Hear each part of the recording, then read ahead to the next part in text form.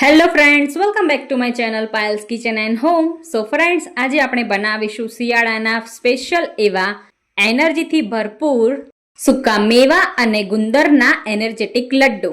હર રોજ સવારમાં બસ એક લડ્ડુ અને તમારો આખો દિવસ ફૂલ એનર્જેટિક. ના લાગશે તમને થાક, ના આવશે આળસ અને ઠંડી તો ગાયબ જ. તો ચલો રેસીપી શરૂ કરીએ. તો લડ્ડુ બનાવવા માટે મેં અહીંયા એક કડાઈમાં 3 થી 4 મોટી ચમચી જેટલું દેશી ઘી એડ કર્યું છે અને તેમાં આપણે બધા સૂકા મેવા એડ કરી લઈશું. સૂકા મેવા તમે તમારા ચોઈસના અકોર્ડિંગ યુઝ કરી શકો છો. અહીંયા મેં 1 વાટકી કાજુ, પિસ્તા, બાદામ અને અડધી વાટકી જેટલા મગજતરીના બીજ લીધા છે, જેને મેલન સીડ્સ પણ કહેવાય છે. આ બધી વસ્તુને ઘીમાં આપણે સાંતળી લેવાના છે, જેથી બધા જ સૂકા મેવા થોડા ક્રિસ્પી બની જાય. હવે 2 થી 3 મિનિટ પછી બધા સૂકા મેવા થોડા ક્રિસ્પી બની ગયા છે, તો બધાને એક વાસણમાં કાઢી લેવાના છે.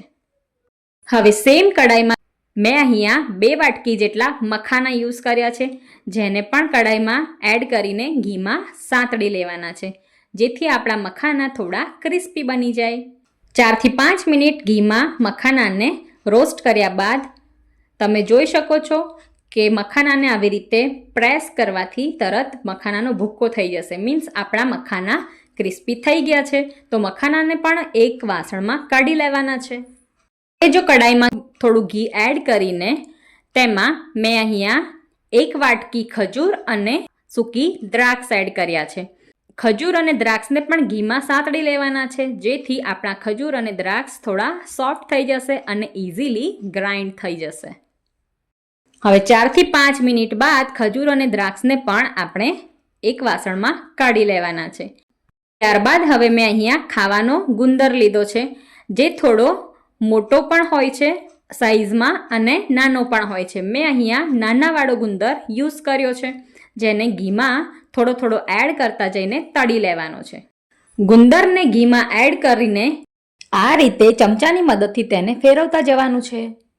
તમે જોઈ શકો આ રીતે ગુંદર ફૂલી જાય એટલે તેને બહાર કાઢી લેવાનો છે. આમ કરતાં કરતાં બધો ગુંદર તળી લેવાનો છે. અહીંયા મેં 150 ગ્રામ જેટલો ખાવાનો ગુંદર યુઝ કર્યો છે. હવે બધા ડ્રાય ફ્રૂટ્સને એક વાસણમાં સારી રીતે આવી રીતે મિક્સ કરી લેવાના છે અને થોડા થોડા ડ્રાય ફ્રૂટ્સ મિક્સચર જારમાં લઈને તેમને અધકચરા વાટી લેવાના છે અને એક મોટા વાસણમાં આ ડ્રાય ફ્રૂટ્સના મિક્સચરને કાઢતા જવાનું છે. હવે ગળપણ માટે આપણે અહીંયા યુઝ કરીશું ગોળ. તો કડાઈમાં 1 થી 1.5 ચમચી જેટલું ઘી એડ કરીને તેમાં દેશી ગોળ એડ કરવાનો છે. મેં અહીંયા 3 થી 4 ચમચી જેટલો જ ગોળ યુઝ કર્યો છે. તમે ગોળનો ઉપયોગ વધારે ઓછો તમારા સ્વાદ પ્રમાણે કરી શકો છો. મેં અહીંયા 3 થી 4 ચમચી જેટલો જ ગોળ યુઝ કર્યો છે, કેમ કે આપણે લડ્ડુમાં ખજૂર અને દ્રાક્ષ પણ એડ કરવાના છે. તો ખજૂર અને દ્રાક્ષની મીઠાશ પણ લડ્ડુમાં એડ થવાની છે. તો હવે આપણે ગોળને ઘીમાં બરાબર શેકી લેવાનું છે અને આવી રીતે આપણું ગોળનું સિરપ રેડી થઈ જશે, જેને આપણે સૂકા મેવાના મિક્સચરમાં એડ કરી લેવાનું છે.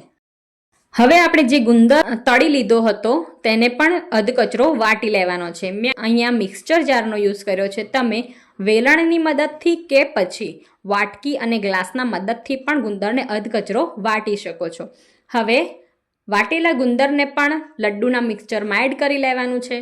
ત્યારબાદ તેમાં આપણે એડ કરીશું 1 ચમચી જેટલું ઇલાયચી પાવડર, 1.5 થી 2 ચમચી જેટલો સૂંઠનો પાવડર અને 1.5 થી 2 ચમચી જેટલો ગંઠોડાનો પાવડર, જેને પીપરી મૂળનો પાવડર પણ કહેવામાં આવે છે.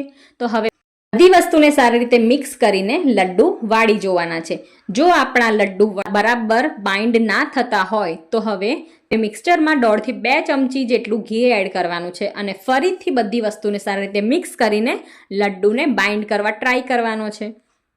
તમે જોઈ શકો છો મારા લડ્ડુનું મિક્સચર એકદમ પરફેક્ટ છે અને મારા લડ્ડુ સારી રીતે બાઇન્ડ થઈ જાય છે. તો હવે થોડું થોડું મિક્સચર હાથમાં લેતા જઈને નાના નાના લડ્ડુ બનાવતા જવાના છે. અને ફ્રેન્ડ્સ, તમે જોઈ શકો છો આપણા સરસ મજાના એનર્જીથી ભરપૂર એવા સૂકા મેવા અને ગુંદરના લડ્ડુ બનીને રેડી છે. આપણા લડ્ડુમાં સૂંઠનો પાવડર અને કંઠોડાનો પાવડર પણ એડ કર્યો છે, જે શિયાળામાં થતા શરદી ખાંસીમાં રાહત આપે છે. તો આપણા સરસ મજાના લડ્ડુ બનીને રેડી છે, જે શિયાળામાં ખાવાથી હાડકાં અને સાંધાના દુખાવામાં પણ રાહત આપે છે.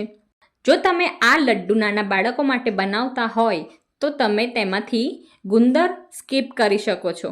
બાકી બધી વસ્તુ એઝ ઇટ ઇઝ રાખીને સેમ લડ્ડુ બનાવવાના છે, તો નાના બાળકોને પણ ખૂબ જ ગુણકારી છે. તો ફ્રેન્ડ્સ, આ રેસીપી એકવાર જરૂરથી ટ્રાય કરજો અને ફરી મળીશું એક નવી રેસીપી સાથે. ત્યાં સુધી બાય બાય, જય શ્રી કૃષ્ણ, રાધે રાધે.